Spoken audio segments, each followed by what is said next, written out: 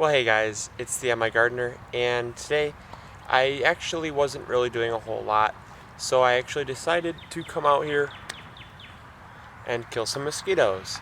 Just kidding, I actually decided to come out here because there was some stuff that I just kind of wanted to talk about, and it is gardening related, and it's not a rant, it's nothing to get up in arms about. It's just some stuff that I wanted to point out that had been brought up in questions or comments or concerns, and and one of those things also ties into what I'm about to show you. So behind me is my spinach bed, and here I thought it'd be the best spinach year ever. I had got my beds all amended right. I learned from my mistakes from last year. I mean, it was going to be one of the best years ever. And it still looks, to you, it looks like the best year ever. But what I'm going to show you shows otherwise. And it's because it's not these monstrous leaves I'm talking about. It's actually what you can't see over here. That it just goes along with what I'm about to talk about, and that is not having expectations. In the garden, you sometimes say, "Oh, it's going to be the best year ever," and it seems like in those years, those are the years that you have the worst luck, or you're always the most unhappy with your garden. And I'm not saying I'm not unhappy with my garden. I love my garden. Don't get me wrong. It's just that things don't seem to happen the way you want them to happen when you expect it to be your best year. And that's one big mistake that I made. Is this year I said, "Oh, this year is going to be the year," because last year was so wildly successful that it surpassed any of my expectations that I had for it. And simply because I didn't have any expectations, I was going into it completely blind, and I ended up with over 3 tons of tomatoes. Everything turned out great, and it really taught me a great lesson this year, because I got my garden in at the cottage, and it turned out okay. It happened a little bit later because of how cold and how wet our spring was, but we got it in, and everything seemed to be going okay until I went to put in my tomatoes, and all my tomatoes were just really small.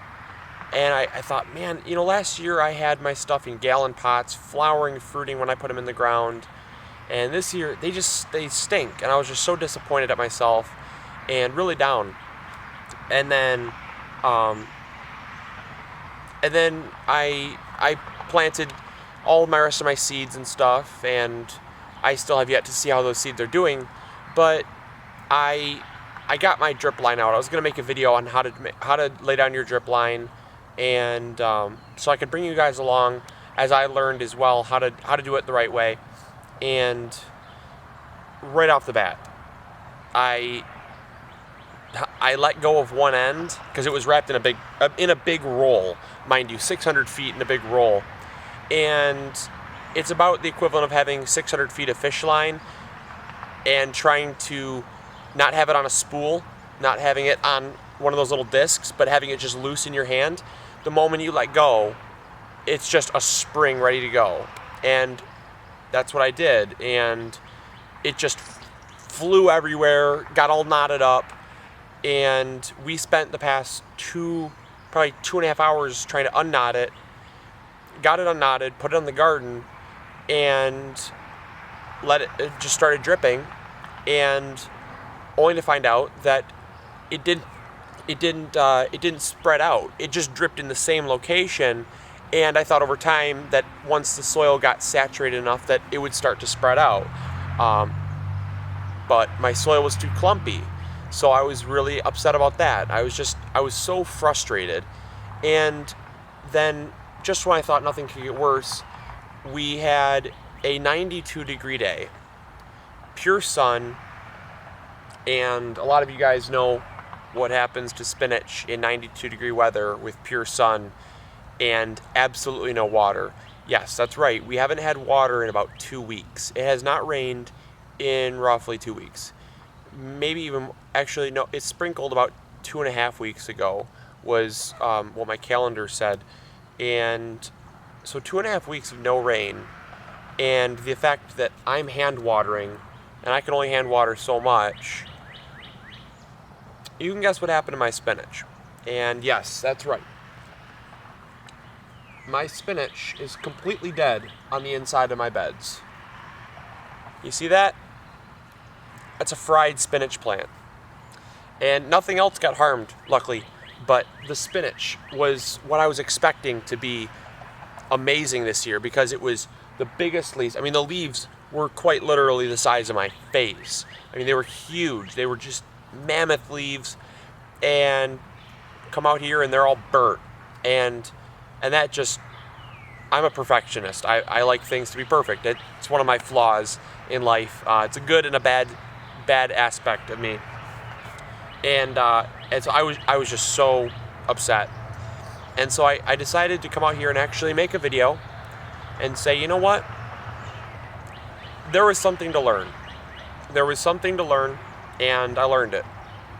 And it's simply, don't have expectations. Because when I saw the stuff growing, I was expecting it to be the best year ever. And the moment something happened, I was so disappointed that I couldn't focus on the good. I couldn't focus on what was still beautiful in my garden. It was simply the fact that I was just upset that we didn't have rain. I was upset that things were dying. I was upset that things weren't going the way I wanted them to go.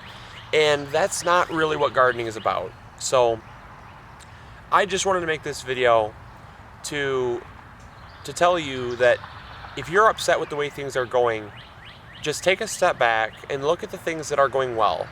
And before you start making expectations, before you start thinking you're on the top of the world and you're the best of the best, take a second, think about how things could possibly go wrong.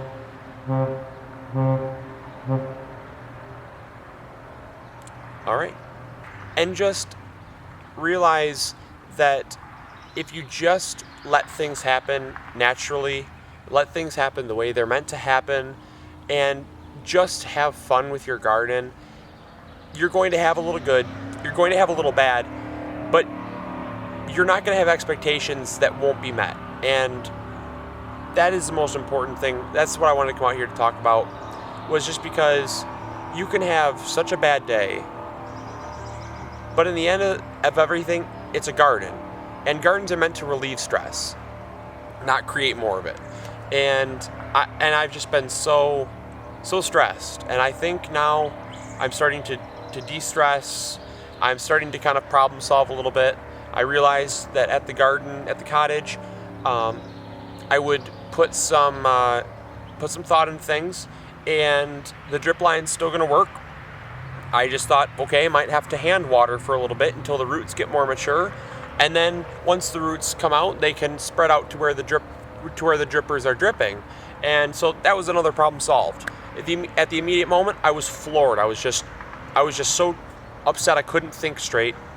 And it took a little calming down period to focus on some good, reflect on what had gone wrong and kind of how to fix it. And I found out that it might not be that bad. I might have to just hand water more until they grow.